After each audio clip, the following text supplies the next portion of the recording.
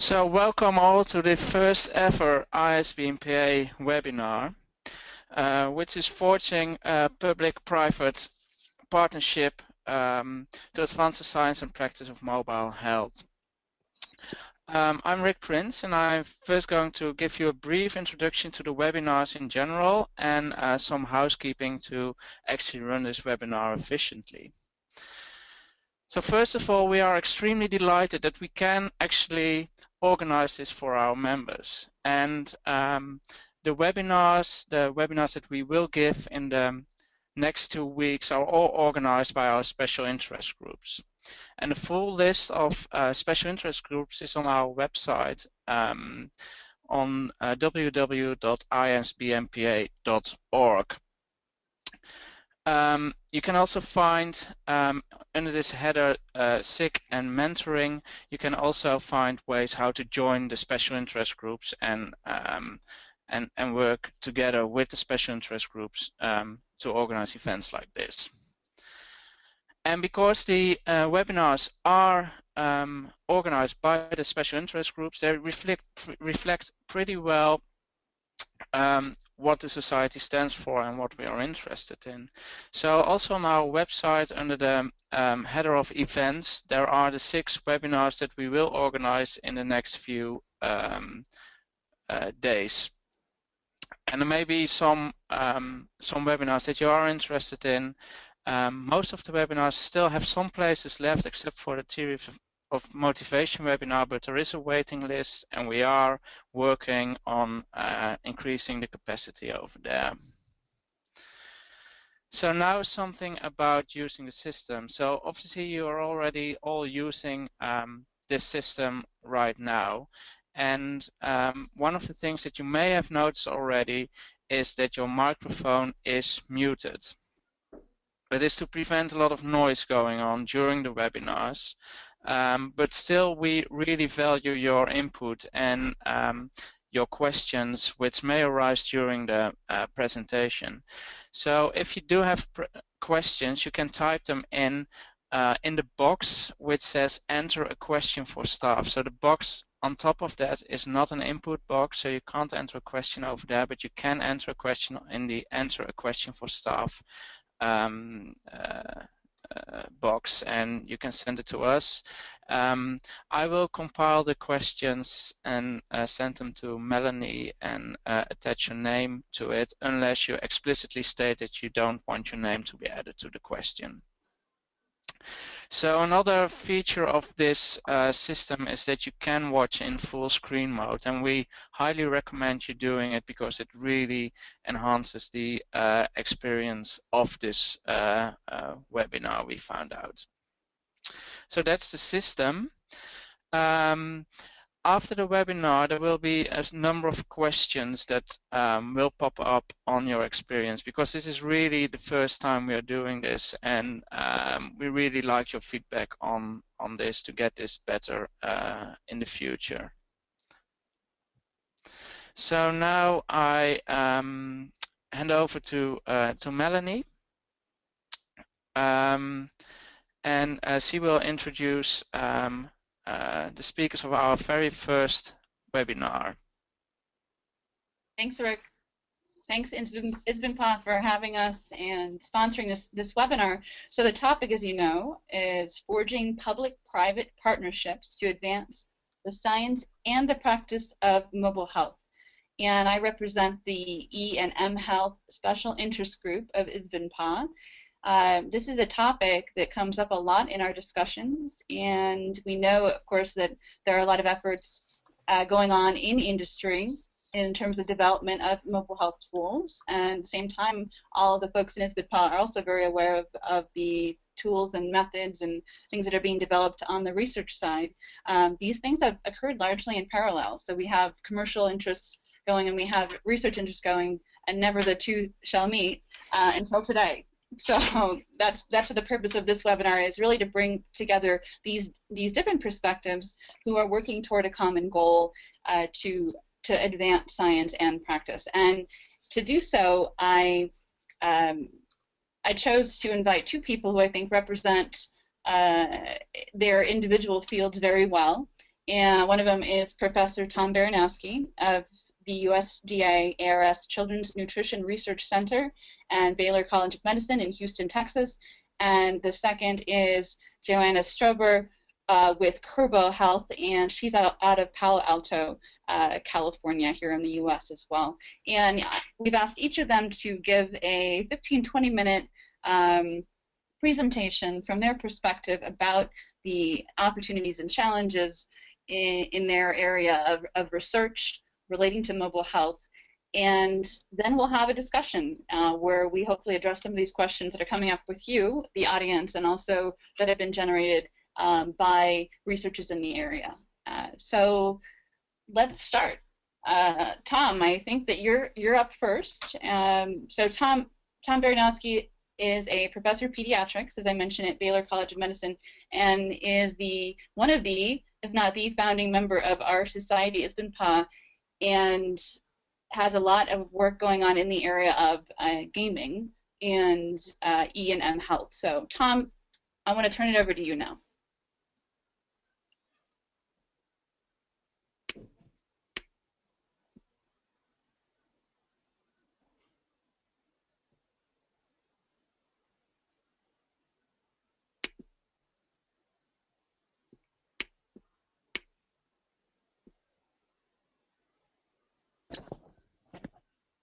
Tom, it's Antonio, can you try to speak? I don't seem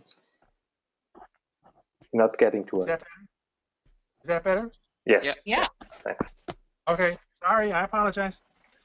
So thank you to Melanie, thank you to Rick and the ISBN-PA organizers, and good afternoon. My understanding of what I'm supposed to be doing is to talk about academic industry collaboration on electronic technological type interventions, and like it or not, that's what I'm prepared to talk about. So here we go. Most of my experience with industry is in developing games for health, which may be a little different than health apps, but we're still working with a technology-based industry to develop a useful product for use by people interested in promoting their health. Let's start with some cautions. One, working with industry can be frustrating. We come from very different cultures. Our deliberate process-oriented science versus their more creative and programming-oriented activities. We expect different rewards, our helping change participants' behaviors and the corresponding publications versus their profit. We have different languages, the behavioral theory and research design versus their programming, artificial intelligence, and game or app design planning. We're dependent on them to accomplish things we can't accomplish ourselves. They have skills we don't begin to understand. We thus must be respectful, and sometimes in our frustrations in dealing with them, we forget about that. We also have to remember that they're every bit as bright as we think we are. This should also breed a lot of respect. We're mutually dependent, but which at times can be a challenge. We will not get the funding to develop state-of-the-art video games or apps. A new commercial video game for entertainment could require $30 to $50 million. At least the top-of-the-line games cost that kind of money. We're lucky if we get $1 million in a grant, although we've gotten a little more in a couple of grants. This puts limits on the quality of the artwork, animations, interactivity, use of artificial intelligence, and other aspects of this technology. We need to be thinking through lower cost methods and procedures for achieving our objectives, which probably puts a limit on what we can reasonably expect to achieve. My group's been working with the same company for the last 14 years, but we started with different associates, so let me provide a brief history. In the early 90s, I lived in Atlanta and had regular contact with colleagues at the CDC. I was informed by a senior of these colleagues that interactive multimedia was the intervention modality of the future, so I decided I needed to look into it. I found 2 computer scientists at Georgia State University who were developing interactive multimedia, especially games for education. When it came to submitting a grant application, however, their priorities and my priorities didn't coincide. I moved to Houston at about that time and found a physics faculty member at a local university who was developing interactive multimedia for local museums, an educational game developer at another local university, and colleagues at a nearby health science university who were developing games for health. The education game developer couldn't be bothered with games for health. I didn't have any confidence in the health game developers, so I submitted a grant application with the local university museum media developer. Midway through the process, we changed what we wanted to do from interactive multimedia with tailored video clips to games for health. Once funded, we worked together for 9 months. However, it was at that point that it became clear that the museum media person could not do what we had in the proposal. We got handed off to a company who could do what we wanted, but since much of the money had been spent by that time, they didn't think they could make much money off us, so they passed us off to some graduate students, computer science graduate students, who came up with a version of the game, but it had a lot of bugs. My wife, the techie in our family, found the computer scientist at a local community college who taught game development, with whom she worked to crush the bugs and complete the product. Interestingly enough, thank goodness, this was our first game and it had a substantial impact on fourth graders' dietary intake. I mention all this to provide some warnings. One, pick the people with whom you work carefully, preferably based on past accomplishments close to what you want to do. Be skeptical of academics in game development or app development, since they also have their own different priorities, and developing your game may not be high on their list of things to do. Students can be unreliable because they have exams, papers, theses, and other requirements. Anticipate contingencies if your initial plans don't work out. As mentioned, we've been working with the company for 14 years. We do much better at mutual understanding now, although we have different languages and have partially learned each other's language. However, they've probably learned our language better than we've learned theirs. We've got different ideas about what constitutes a good game. We disagree regularly. We still have different criteria of success, making a profit versus changing behavior. They place the highest value on the fun coefficient of a game because in their judgment that will sell best or interest the most kids. We're mostly interested in whether the game contains the components, i.e. the behavior change procedures, that we believe are likely to influence our targeted behaviors. I've been accused of being the guy who sucks the fun out of video games, and frankly, if it isn't fun, the kids won't expose themselves to the behavior change components. There was an issue about funding sources. A funding source that we've used in the past is the SBIR grant from the NIH. The NIH is required to spend 2.5% of its funds on small businesses, and they use the SBIR grant mechanism to channel much of this funding to small business. There is a parallel STTR mechanism, but let's not get into that much detail. For the SBIR, the small business must be the grantee, which means the company president or other employee must be the PI. This changes the whole nature of the power relationship between the company and the investigator. My colleagues, our game developer, and I have written a paper on how to get started in developing games, which probably has some applicability to apps. If anyone's interested, send me an email and I'd be happy to send a copy.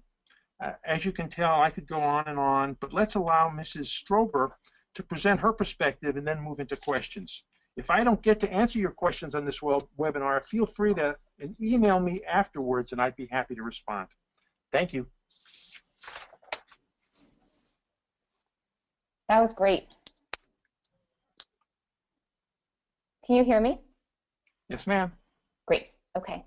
That's great. I love hearing your perspective because it's just the opposite of mine.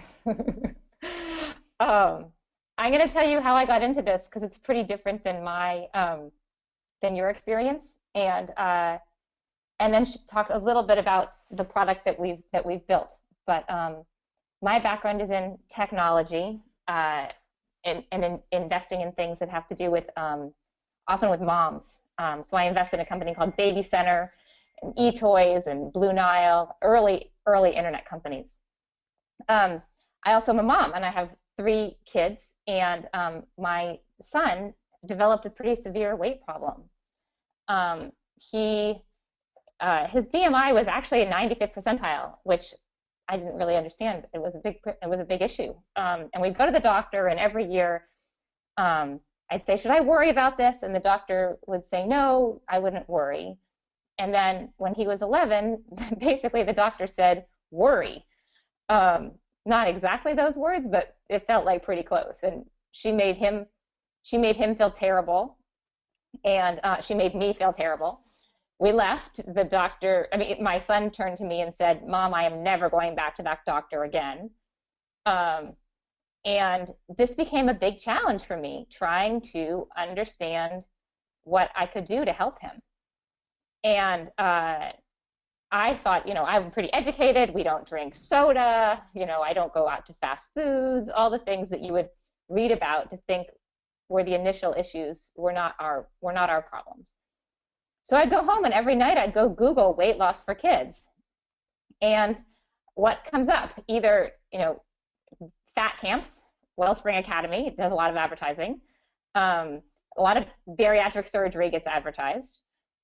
If you go look deeper, you will find research papers, and I could read some research papers. I didn't have access to very many of them, but there were some that I could read, but none of them were really accessible to me, nor could I do anything with the research that I was reading. So I started talking to the folks at the Stanford Pediatric Weight Control Program, and they have a pretty good program, and it's an in-person program. So essentially, people have to go there.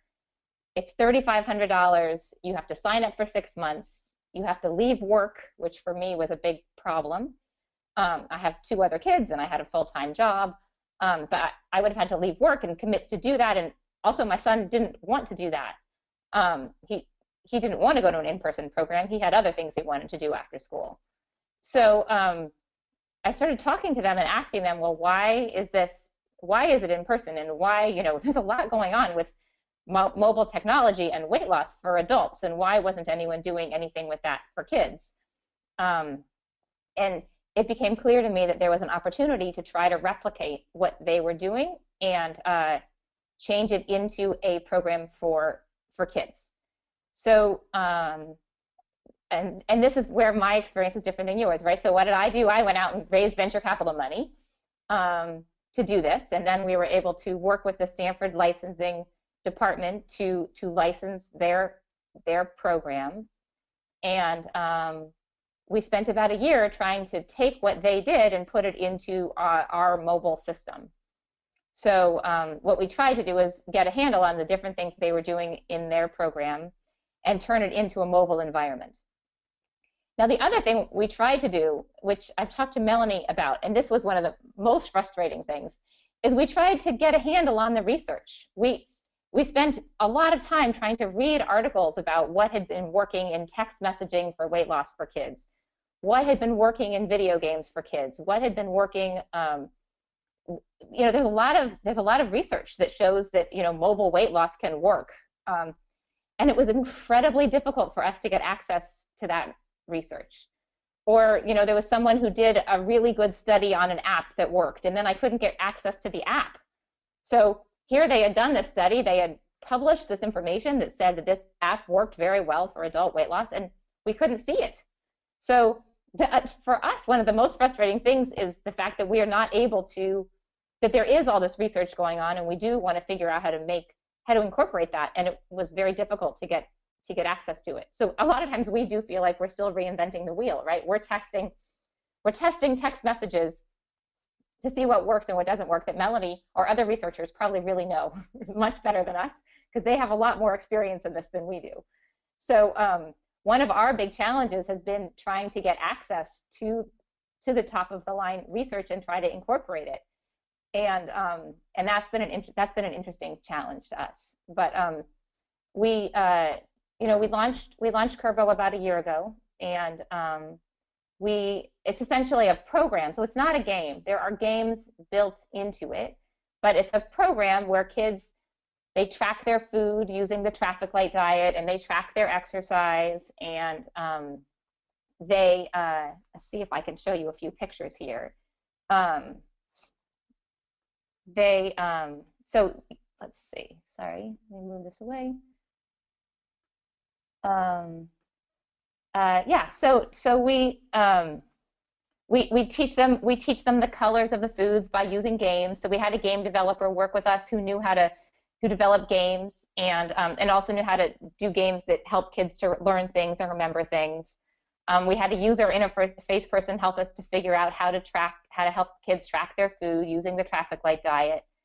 We tried to put cognitive behavioral therapy into it and some motivational interviewing. So when you log in, it talks to you about why you're doing this and asks you your motivation in order to remind you of that motivation later.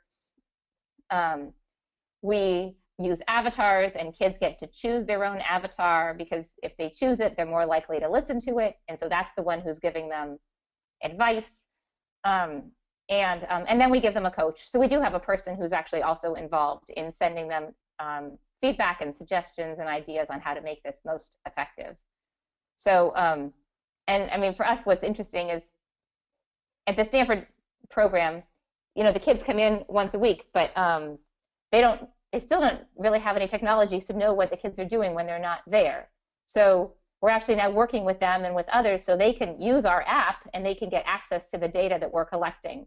So you can see here, right, because the kids are tracking their food, we're able to see what they're eating and then give them feedback and suggestions on how they can modify their behavior. And so the technology is very powerful because we're able to get a lot more real-time feedback about what they're doing and try to give them feedback and suggestions based on that. But overall, we rely on our advisory board, and we try very hard to get feedback on what is out there that's working. But I would say that's a really big challenge for us, that we would like to be able to work much closer with researchers to be able to adapt the things that they're learning and the things that they're testing into our program, and we found that's really hard to do. So I can stop there, and then we can. And by the way, it is true. We are measured on our results. It's really important that it works, but we're not really measured on our results. What we're really measured by is whether we can make money. And so, just to be, blunt, we are so proud of our results, and we're so proud of the fact that kids are losing weight. And when we survey them, parents say that their kids are eating healthier, and parents say that they're less stressed out, and we get really good results. And the reality is the funders for more funding don't really care about that. They kind of take that for granted. And then what they care about is, what is the revenue model? How much are you charging? How profitable are you going to be on this? That's what they care about. And so, like, if we had some money to spend, and then, if I have my next dollar, do I spend it on making the program a little bit better, or do I spend it on marketing? And my board would say spend it on marketing. So there is absolutely some tension.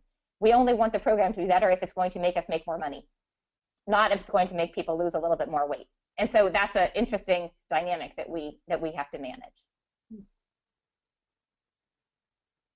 Great, thank you. So we have some questions. We're going to take questions from the audience. So if there's anybody out there who have questions right now for either Tom or Joanna, please send them in as Rick described. And I see a couple questions from other folks as well. I have some. I was wondering if we could get back to results. You just mentioned results, Joanna, and what your funders expect. And of course, our funders expect results as well, or NIH, or whomever the funding agency is. Maybe, and this is for both you and Tom, what kind of results are compelling in your, and I don't mean financial outcomes, but what have you seen in yours, Kurbo, in terms of weight or behavior that might translate to the research side as well? Because that's really our interest, right? So I'm going to answer, and then Tom, I'm sure you're going to have a very different answer, because this is actually really complicated for us. We set out to replicate the results at Stanford, right? We set out to replicate the gold standard. We said, wow, if we can get 85% of kids to reduce their BMI by more than 3% or whatever it was, that would be a really good result for us. And so that's how we developed our system. We were looking for the best results. And then now when we're talking to Medicaid, for example, they don't necessarily want to pay for the best results. So I get asked all the time, well, what if we only paid for half of the coaching and we were okay with less results? But one thing I never am really told is what the results trade-off is for the money, right? So and I've had this discussion with the White House chef, Sam Cass, and he basically said, don't offer your program the way it is. You need to offer once a month coaching and be totally fine with 40% of the kids losing weight instead of 80% of the kids losing weight, because it needs to be less expensive. And so the decisions that we are struggling with is, I mean, I get asked all the time, well, what about just the app, right? The app, what percentage of people just lose the weight on the app? And I say, well, 10% of the people, because they're really motivated, and so they might lose weight using anything, right? But the app works for them, and they're like, well, maybe that's good enough. So we have an interesting challenge of, how much people are willing to pay and what level of success they're willing to compromise on for that. And no one is really willing to say the standard. So we're doing a test with United Healthcare, we're doing a test with Anthem, we're doing tests with Humana. Those are big insurance companies, and they're not willing to really tell us, what they're willing to pay and what results they're willing to pay for. And that is one of our challenges. Thanks. Tom, do you want to jump in now, or do you want me to? There's a couple questions for Joanna. I can jump in on this question. So our major medium of funding is NIH, and the gold coin, the realm, the coin of the realm for NIH is randomized clinical trials. We've got to show in randomized clinical trials that if we hope to get the next grant, we have to show in randomized clinical trials that we changed BMI or changed diet or changed physical activity. We've published, I think, 6 studies on dietary change or physical activity change. We've been substantially more successful at getting dietary change and physical activity change. In several of our games, we were able to get a full serving increase of fruits and vegetables, and all our stuff is with kids, and that's as good as anybody has shown. We've had much more difficult time getting increases in physical activity, and I think there may be a variety of reasons for that. But our randomized clinical trials are the coin of the realm if we're going to have any chance of getting the next NIH grant. Mm-hmm. So, Joanna, I have a couple questions that are coming from the audience about a Kurbo, if we want to loop back maybe briefly. Okay. So one is about the avatars, and this is from Liz, a question from Liz. Do the avatars reflect the children's weight loss progress throughout the program? They don't. We actually don't do that at all. The avatar is just someone who actually talks to the kids, because we found that if they chose there's just research that shows that if the kids choose the person who gives them advice, they're more likely to listen to that advice. Mm-hmm. So the avatars do not show that. I will tell you a quick story only because it's amusing and shows the different worlds that we live in. I was in a Shark Tank event at the Boston Pediatric Hospital, and I was one of the finalists, and the guy from the TV show Shark Tank was there, and he in front of everyone, I mean, this was like a lot of people, a lot of pediatricians mostly, said, well, I really think you need avatars that are, Jennifer Lopez, and show them what, and he gave me like all these people and said, just show them what body that they can be.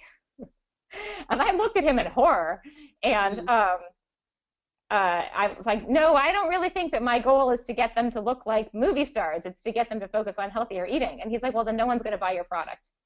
Wow. So that was interesting. Of course, all the pediatricians thankfully clapped for me, but I did not win. He did not vote for me, and he did not give me the money. And he said, they're not going commercial enough. So that's an interesting illustration of the challenge. And for those of you who are imagining Joanna in an actual Shark Tank right now, which I was for a minute, I think you're talking about a TV show about pitching business ideas and getting funded, right? Yes, exactly. Sorry. I know, it's okay. So Kim wants to know, she wanted to hear a little bit more about how kids input their food intake into Kurbo. What kind of food database you have behind the.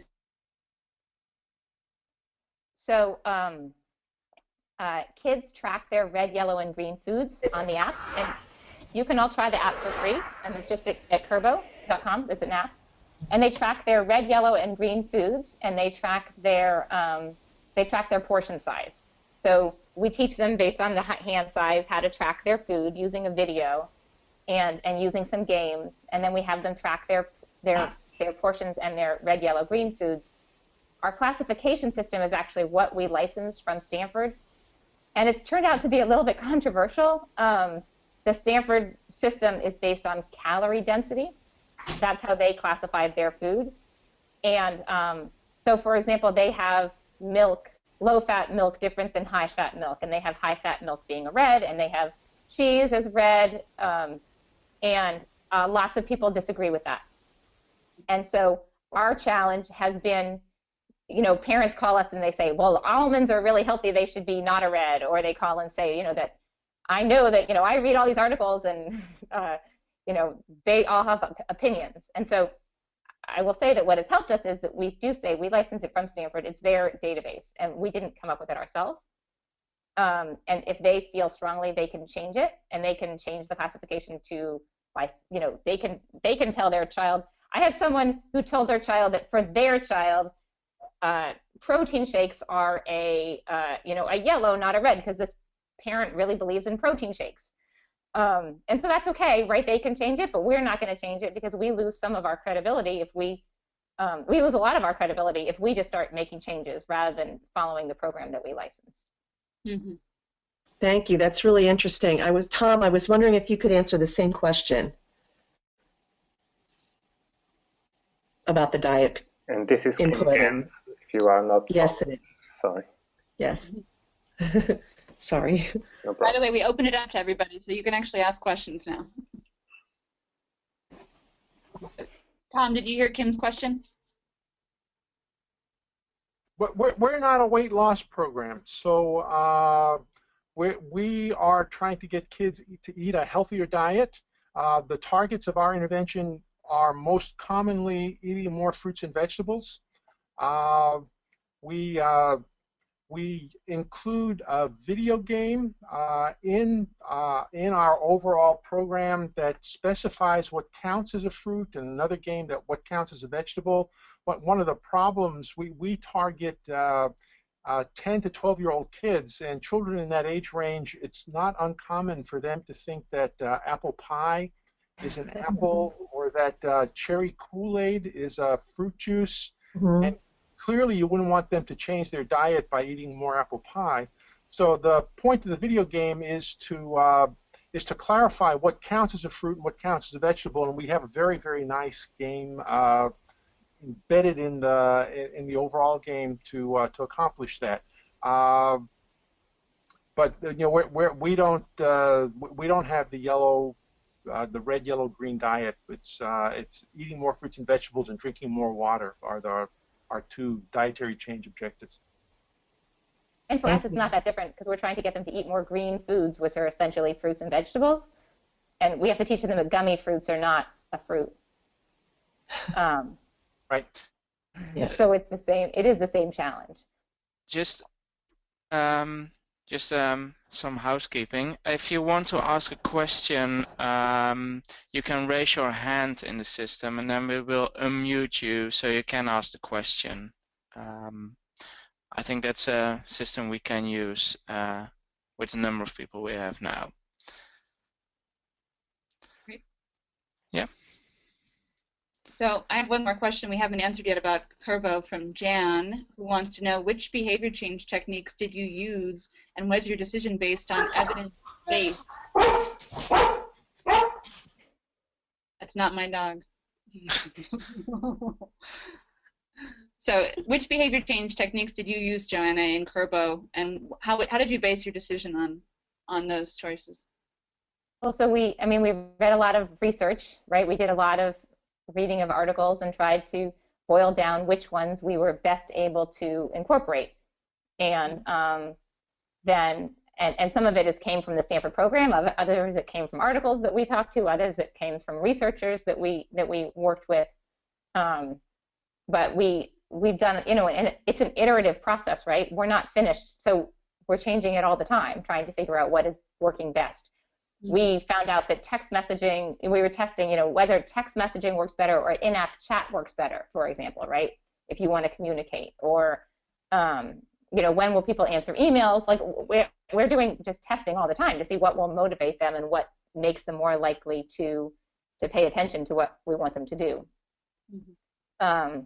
And for us, that's very much an iterative process. And as I said, we try to read whatever research we can do and try to integrate it into our system. Thank you. I know I have more questions, but go ahead. All right. There is one question. Mm-hmm. There's one question by Emily. Well, unmute Emily. Yeah, you can ask your question. Hi, Joanna. I just noticed that your health coaches are not registered dietitians or medical professionals. So what is your criteria for hiring a health coach? Yeah, so we really want them to be good at working with kids. That's our number one thing. So we're very much focused on behavior change, not on the foods that they're eating, because the foods are in our system. So we don't really need registered dietitians. Instead, we want people who will work with the kids to find what motivates them and to get them to change their behaviors based on figuring out what motivates each individual child. So they do all have to have bachelor's degrees, and they have to have experience working with children. So a lot of them are teachers or maybe PE instructors, yoga instructors. Some of them are dietitians. We absolutely have a number of dietitians who are coaching for us.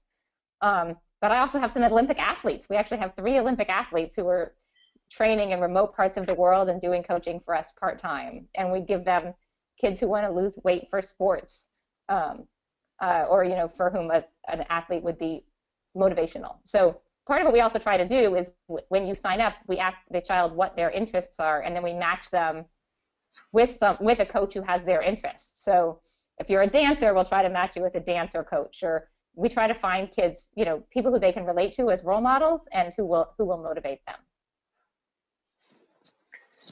And we do background checks, by the way, and we also record the sessions. So we do a lot of making sure that the people are good to interact with kids before we hire them.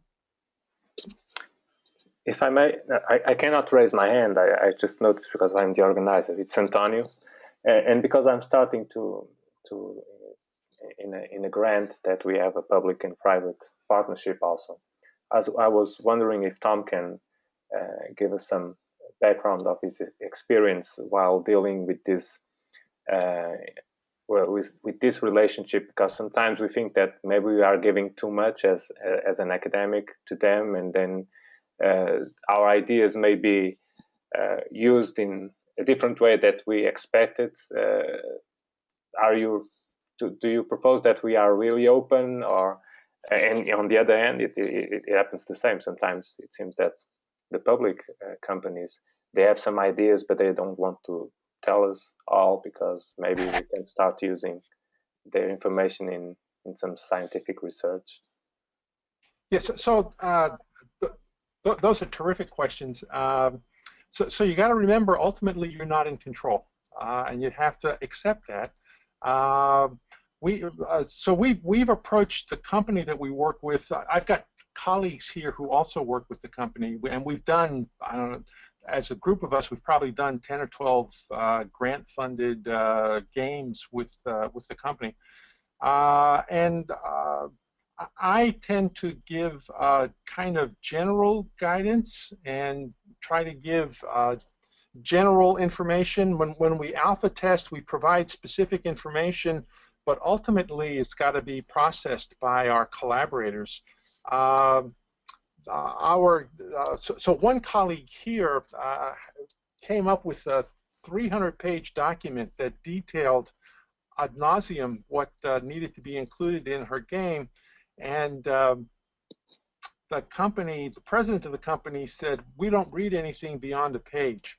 So, that's clearly that's a problem, and that they continue to do that. So we've got to find creative ways of continually inserting our ideas into their programming. There's what the company that we work with comes up with is an overall diagram that identifies what the developmental stages are in the game development, and then at strategic points we provide input into what we think needs to happen at each point.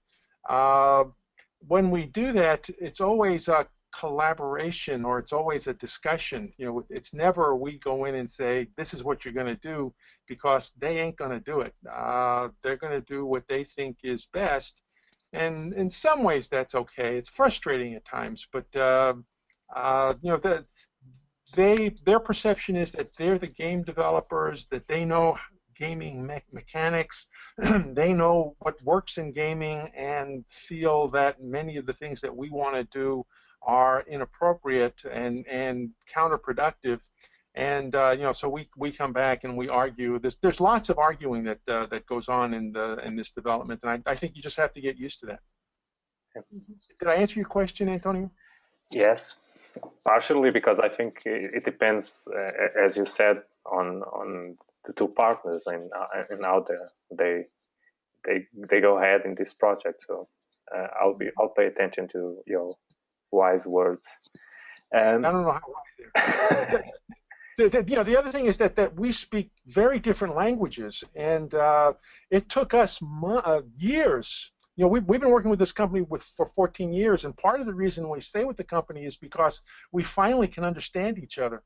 And I think they understand our language better than we understand theirs. But it's a challenge. It's always a challenge, combining the different cultures, the different rewards, the different language in trying to work together and come up with a common product.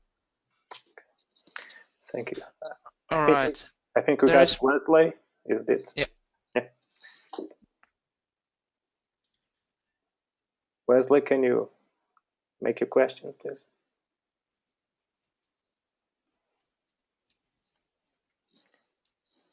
If not, I will send your message, the question from Wesley to Melanie. Melanie, can you please? I'm happy to. And in the meantime, I had a question about intellectual property for both Tom and Joanna. I was wondering how this has affected how this influences your work, and how it might have affected your relationship with your industry or research partner, depending on who you are. How do you handle intellectual property? So our approach to intellectual property is, when we first got started in this, we were very interested in the intellectual property. We met with our IP people, and after several meetings, it became clear that my institution is not interested in the intellectual property of video games. They don't think that there's any money to be made there, and so we can jolly do what we want. So in our case, the intellectual property resides with the company, and they retain the intellectual property. And in general, that hasn't caused problems. We've developed a very trusting relationship, and when we want access to earlier games and stuff, they've been very, very accommodating.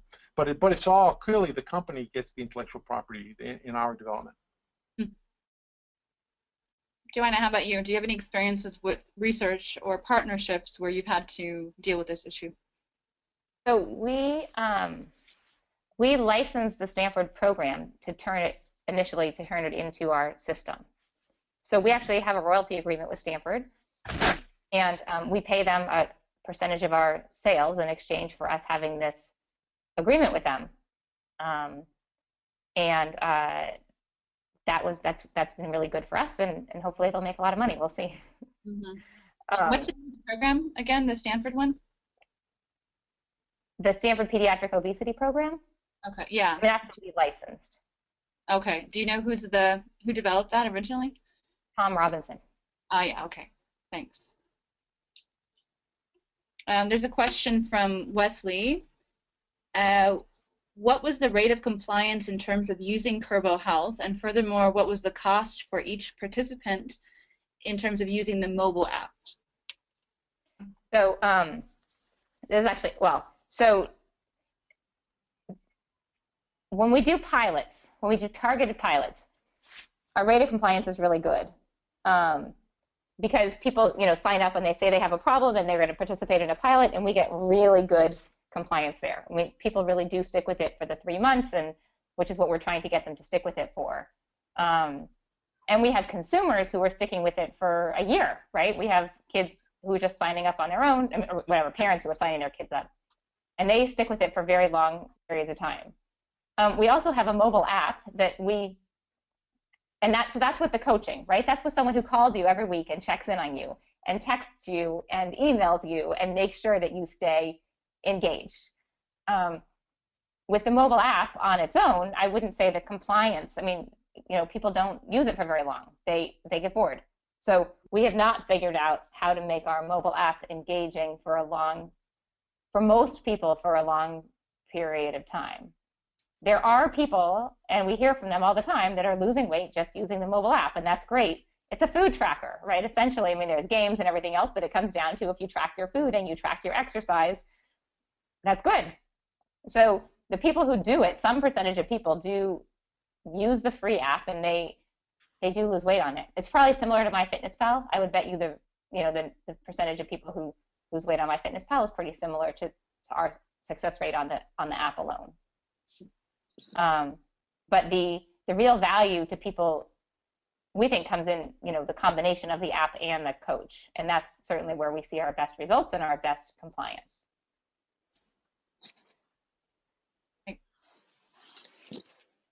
May I have another question? So, it's Antonio again. It's regarding speed. Something else that has been showing up in the project that I'm doing is the idea that sometimes we have one idea that is, of course, based on theory or in evidence, but it's not really tested in, for example, in an app or in web-based. And then the public company states, oh, this seems a good idea. I'm just going to do that right now. And we say, no, we first have to test it. So how can we relate the public more speedy way of doing things, not bad way of doing things, but more speedy with the academics that sometimes takes a while to do things. This is for Tom and for Joanna. If you have any questions. So Tom's answer to this is, again, you got to remember you're not in control. So everything's negotiated, and argue and see what you can find. One of my colleagues here, Debbie Thompson, has taken the idea of implementation intentions and how to incorporate that into a video game. And I apologize for that. They're fixing my building. And what she did was she took the action implementation intentions and planning implementation intentions and developed a factorial design with and without each of those two components, and then did an experiment. So she developed 4 games and tested the idea by comparing, doing a randomized clinical trial across the 4 games. I think that's the easiest way of getting, if you can convince your programmer to develop 4 different versions and test it within a randomized trial, that at least that's a procedure that has great appeal to me, and certainly it'll be publishable. Thanks.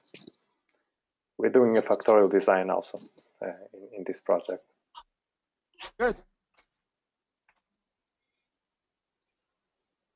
And I guess for technology, we're all about testing as quick as possible, right? So I would be on the side of let's just go test, right? Like if you have an idea, let's go build it and test it and see if people do it, if they engage in it. We want to do A/B testing all the time, right?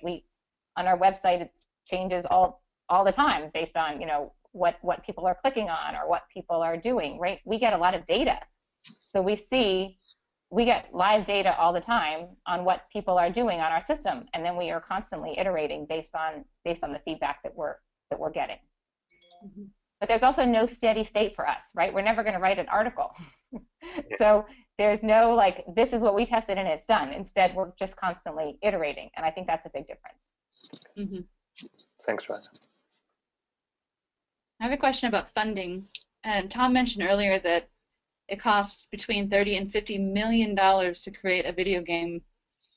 So what is the role? What is really the role of researchers in that process? That seems like an insurmountable amount of money to raise or obtain funding for. And really, the same question kind of applies for Joanna too, in terms of raising capital. You know, you're well connected, it sounds like, and have had a lot of opportunities to raise funds. So what advice do both of you have for someone starting out who's very interested in this field, either from a business perspective or a research perspective, to get down that road, considering that amount of money is required? So two answers. One is Games for Health needs an effective business model. It would be nice if a company created a game, much as Ms. Strober has done, made a profit, reinvested part of the profit into making a new game or a new app, took the profits from that and reinvested again. Unfortunately, under the current circumstances, that's not possible. At least in the game arena, nobody thinks that kids are going to go into Game Store and buy or on the line download Games for Health. It would be nice. It's my understanding that in Europe, at least in the Netherlands, that if a provider, a primary care provider, specifies a game as part of therapy, then the health insurance company will pay for it. That's a really nice step in the right direction, and that model needs to migrate out of the Netherlands and move into other countries. You know, absent that, you know, we're kind of stuck with grants. From the research perspective, you know, so I think that the developing apps or games like Ms. Strober has described is very important, and but our role is to do the research that tries to identify what the procedures are that need to be incorporated more into the games and apps that Ms. Strober develops. And you know, you do what you can. If you can get $1 million, terrific. If you get $500,000, terrific. Clearly, the smaller the amount of funding, the more modest your aspirations have to be, the smaller the game. But you can still, you know, I think that there needs to be a lot of experimental work done on game components. So, for example, we think, you know, why do kids play games? Well, they play games because they're fun. Well, fun hasn't been an academic topic.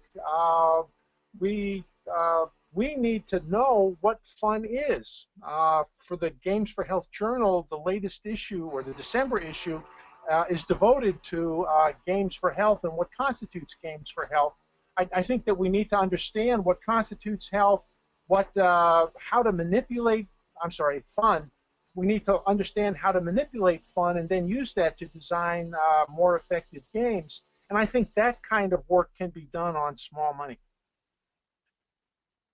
Yeah, so Melanie, I guess one thing I would say is building an app is much less expensive than building a game. And that's one of the reasons why apps are so popular. Mm-hmm. Right? And you can go on something like Upwork, and you can find developers in India who can do this for you for a lot less money. And you can find, you know, designers, and you can do small things that you can test for reasonable amounts of money. And so it doesn't have to be the 50 million. You know, the huge games are big games are very, very expensive, but you can try to do it less. But Tom, can I ask you a question? You know, it's a complicated thing because on some level, everyone's trying to do the same thing, which is to get people to lose weight, or to eat healthier, or to, you know, make healthier food choices, or to exercise more. And yet, everyone in the academic world is trying to publish papers that differentiate them, and everyone in the technology world is trying to sell things, you know, individual things. So, like, if you're a company, right, and you want to understand what game things that you guys have learned that get people to eat more vegetables, is it crazy to say that somehow that should be, you know, or I don't know, how would that be? That how could we work with someone to understand those things, right? I mean, how do we work with people who are doing the research to get the best of that work into our products? Because it seems like really good work is being done, and you're talking about your magazine, and I don't know how to get that research integrated. And maybe they don't want it integrated because they want to own it, but it's just an interesting challenge to try to figure out how to get there some to have some system where it'd be possible to get have people who have, you know, programs access to some of that. So we've got, you know, we publish papers regularly on the formative research that we do to develop the games. We publish on the outcomes from the games. We try to describe the games in as much detail as we can get a journal editor to accept in a manuscript. On our latest game, Escape from Diab and Nanoswarm Invasion from Inner Space, we've probably got 6 or 7 papers that describe different aspects of what we've done with that. You know, I'd be, you know, any of those things that you're interested in, I'd be happy to share with you. And we share our games. We you know, when people ask for copies of Diab and Nano, the president of the company invariably sends them off. That's great. I just think it's important that people are not trying to make up these things over and over again, and we're able to build on the research that people have. Part of the problem is that you know, so we've got games that we developed in the late '90s, and the programming doesn't work anymore. Right. You know, the technology has gone so far beyond any of that stuff. Even games that we developed as recently as 6 or 7 years ago, right, we can't find the software to update them. So the technology is advancing at such a rapid rate that it's leaving the old games in the dust.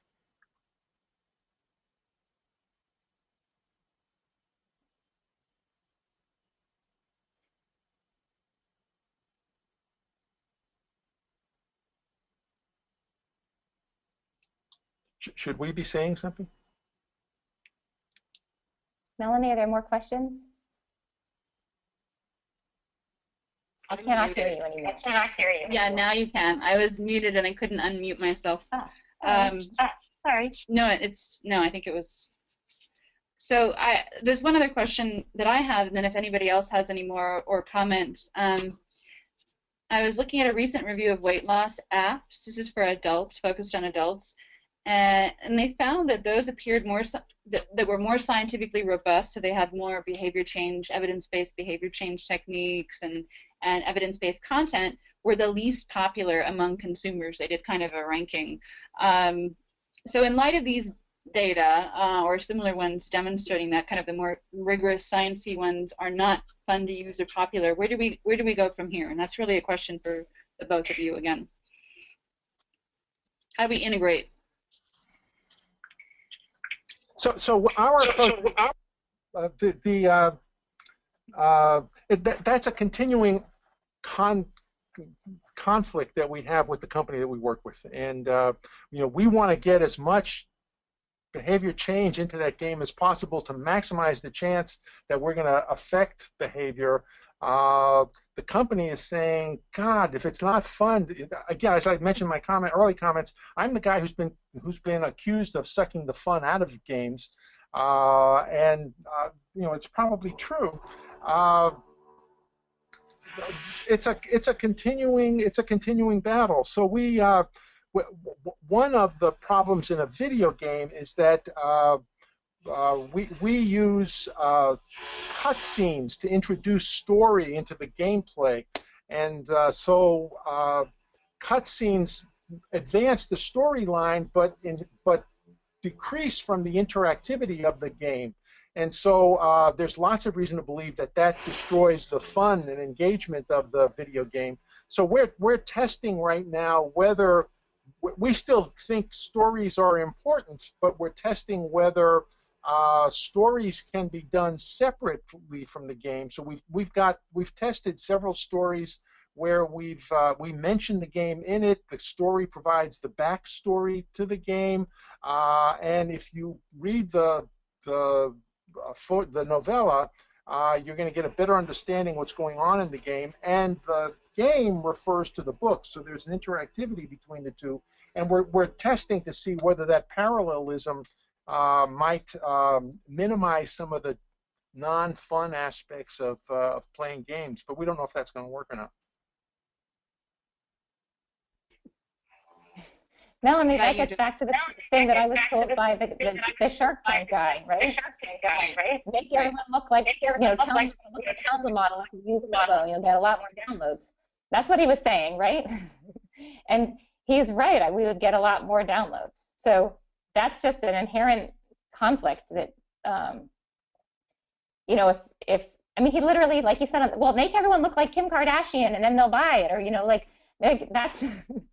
So you're asking a really good question. There's the and if you're running a business, it's a complicated thing, because your goal is you have to raise more money or you go out of business, and so, or you have to generate enough revenue not to go out of business. So you have to do one of those things, and they're not judging you based on weight loss. They're judging you based on how much revenue you're generating, and so that's just an inherent conflict in what we're doing. So I don't have the right answer for you, but it's true. The most popular apps are not the ones that are not the most popular. I mean, not the best, right? And I would also add that like people people do a lot of silly marketing things to get their apps downloaded, which have nothing to do with success of the program. It's just other things that are being prioritized. Thank you. So, are there any other questions before we wrap it up?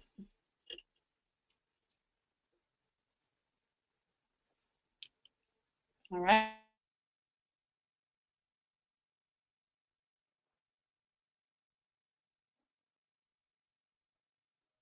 Topic, and thanks to the ISBN-PA EC and organizing committee. And I want to turn it back over to Antonio and Rick for any final words about this webinar series or the upcoming ones. Thank you. Thank you. This is great. I really enjoyed it. So thank you all. Thank you, Melanie. Thank you, Joanna. Thank you, Tom, for this very first ISBN-PA webinar. Thank you, audience, for listening, for your input, for your great questions. This webinar is recorded and will be online somewhere soon, so you can actually review the discussions that we had during this webinar. So there will be a couple of webinars in the coming days, and so the first one is on Wednesday already, yeah, you're all welcome to join this webinar with Adrian Taylor. So thank you all, and don't forget to answer the questions that will pop up, because they are really valuable for us to organize even better webinars in the future. Thank you. Okay, bye-bye. Thank you all. So I'll end the webinar right now. Thank you all for participating. Thank you. Bye-bye.